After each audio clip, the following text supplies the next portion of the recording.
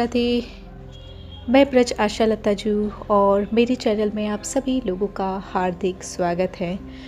तो आज law of attraction की सीरीज़ में लॉ ऑफ अट्रैक्शन टेक्निक्स में आगे एक बहुत ही पावरफुल टेक्निक्स जिसके बारे में हमेशा मैं बोलती हूँ और सभी माइंड कोच जो है वो हमेशा बोलते ही हैं, विजुअलाइजेशन के बारे में। तो यहाँ पे आज हम जितेंद्र भाई अढ़िया के द्वारा बताया गया विजुअलाइजेशन का 5 स्टेप फॉर्मूला जो है वो मैं आपको डिस्क्राइब करने जा रही हूँ। और जैसा कि आप लोग जानते ही हैं कि डॉक्टर मर्फी के बाद में मेरे ideal mind coach doctor Jitendra भाई अढ़िया है। तो आज हम जो है वो जितेंद्र भाई का विजुअलाइजेशन का 5 स्टेप फॉर्मूला जो है वो ले रहे हैं। तो कोई भी काम यदि हम पद्धति के अनुसार स्टेप बाय स्टेप करें तो हम उसे अच्छे ढंग से कर सकते हैं। आप बहुत अच्छी तरह से विजुअलाइजेशन कर सको, इसलिए यहाँ 5 स्टेप का फॉर्मूला बताया गया है। यदि इन स्टेप को ध्यान में रखकर पद्धति के अनुसार विजुअलाइजेशन करेंगे तो आपका काम आसान हो जाएगा। तो पहला स्टेप है, पक्का कर ले कि आपको क्या चाहिए। यदि आपके मन में यह स्पष्ट है कि आपको क्या चाहिए तो ही आप अच्छी तरह से विजुअलाइजेशन कर सकते हैं। इसलिए सर्वप्रथम ये तय कर ले कि आपको किस संबंध में, किस विषय में विजुअलाइजेशन करने की इच्छा है, अर्थात आपको क्या चाहिए। उदाहरण के तौर पे नया कार्यालय, भाई के साथ अच्छे संबंध, अच्छा स्वास्थ्य, आध्यात्मिक विकास, अधिक आय या और कुछ भी।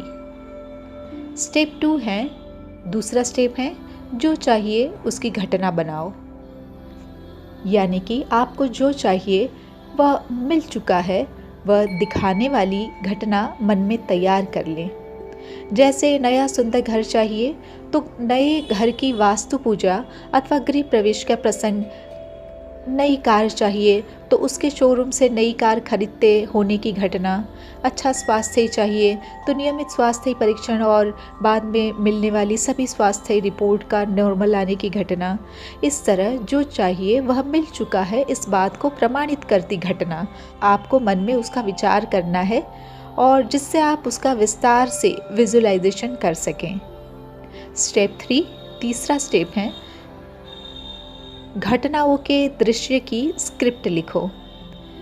यानी कि जो घटना आप सोच रहे हैं उसके दृश्य को आकार दो और उसकी संपूर्ण स्क्रिप्ट लिखो। इसमें जितनी हो सके उतनी जानकारी सामने लाओ और या उभारो। जानकारी जितनी सूक्ष्म होगी उतने ही अधिक अच्छे ढंग से विजुअलाइजेशन हो सकेगा। जब आप स्क्रिप्ट लिखें तो निम्न बातों का विशेष ध्यान रखें। 1, घटना मात्र देखने के लिए नहीं है। स्क्रिप्ट इस ढंग से लिखी जानी चाहिए कि घटना में आप स्वयं भाग ले रहे हैं। 2, घटना के स्थिर चित्र देखने की अपेक्षा चलते फिरते देखना है। अतः स्क्रिप्ट इस ढंग से लिखो कि उसके प्रत्येक दृश्य में मूवमेंट अर्थात हलन चलन हो। आपको घटना को वर्तमान काल में ही देखना है। मुझे भविष्य में शानदार ऑफिस मिलेगा, उसकी अपेक्षा वर्तमान में ही मैं ऑफिस का उपयोग कर रहा हूँ, इस ढंग से स्क्रिप्ट तैयार करो। 4, स्क्रिप्ट इस ढंग से लिखो कि उसमें रंगों और आकारों का समावेश हो। अपनी इस स्क्रिप्ट में अनेक वस्तुओं को उभारो जिससे उसके रंगों और आकार की पहचान बन सके। रंगों और आकार के समावेश करने से दृश्य को अधिक ध्यानपूर्वक विजुअलाइज कर सकते हो। 5, जिस घटना को आप विजुअलाइज करना चाहते हो वह घटना किस स्थान पर घट रही है उसका स्क्रिप्ट में विशेष उल्लेख होना चाहिए। जैसे घर में, ऑफिस में, मुंबई या आपके शहर में, एटसेट्रा। 6, आपकी स्क्रिप्ट में समय का भी उल्लेख होना चाहिए। आपको जो चीज़ चाहिए वह आपने प्राप्त कर ली है और उसका आनंद ले रहे हैं। यदि ऐसा दृश्य है तो आपको समय क्या है इस बात का भी आपको ध्यान रखना है। 7, जिस घटना को आप विजुअलाइज करना चाहते हैं उसमें किस किस पात्र का समावेश होगा ये पहले से ही तय करके उन्हें स्क्रिप्ट में समाविष्ट करें। घटना में व्यक्तियों का उल्लेख करने से घटना जीवंत बन जाती है। 8, आपकी स्क्रिप्ट मुख्य फिल्मों जैसी नहीं होनी चाहिए। इसमें लोगों, वस्तुओं की आवाज़ का भी समावेश करना चाहिए, जैसे बात की आवाज़ सुनने में आती है, ट्रैफिक आवाज़ आती है, एट्सेट्रा एट्सेट्रा। 9, जहाँ तक संभव हो सके वहाँ तक गंध और स्वाद का अनुभव उभारने से भी आपका विजुअलाइजेशन अधिक प्रभावकारी होगा। गंध और स्वाद को उभार कर घटनाओं को अधिक रोचक बनाओ। 10, आपकी स्क्रिप्ट में यदि किसी प्रकार के कोई स्पर्श की अनुभूति का समावेश हो जाए तो विजुअलाइजेशन में 4 चांद लग जाएगा। व्यक्ति या वस्तु के स्पर्श की कल्पना वास्तविकता की अनुभूति कराती है। तो यहाँ पे डॉक्टर जितेंद्र भाई अढ़िया जो चीज़ें बता रहे हैं वो विजुअलाइजेशन में हमारी 5 सेंसेस है उसका यूज़ करने के लिए बताते हैं। 5 ज्ञानेंद्रिय जो हैं उसका हम जितना अधिक विजुअलाइजेशन में उपयोग करेंगे उतना ही हमारा सबकॉन्शियस माइंड जो है उसको सच समझेगा। मैंने आपको बता दी हूँ कई बार कि आपका सबकॉन्शियस माइंड में किसी भी चीज़ को आपको बिठालना है जिससे करके वो आपकी दुनिया में उसको प्रकट कर दे, मैनिफेस्ट कर दे, तो उसके लिए आपको उसको चित्रों के साथ भावनाओं की भी अनुभूति देनी है। और अपनी भावनाओं को समझाने के साथ, अपने सबकॉन्शियस को समझाने के साथ आप इन 5 इंद्रियों का भी उसमें उपयोग करेंगे तो ये आपको बहुत ही बेहतर तरीके से आपको इसका आउटपुट मिलेगा। तो उपरोक्त सभी बातें आप पहले फिर से याद कर लीजिए। आप जिस घटना को विजुअलाइज करना चाहते हो उस स्क्रिप्ट में आपकी खुद की भूमिका, हलन चलन, वर्तमान काल, रंग और आकार, स्थान, समय, अन्य पात्र, आवाज़, गंध और स्वाद तथा स्पर्श की अनुभूतियों का समावेश करना चाहिए।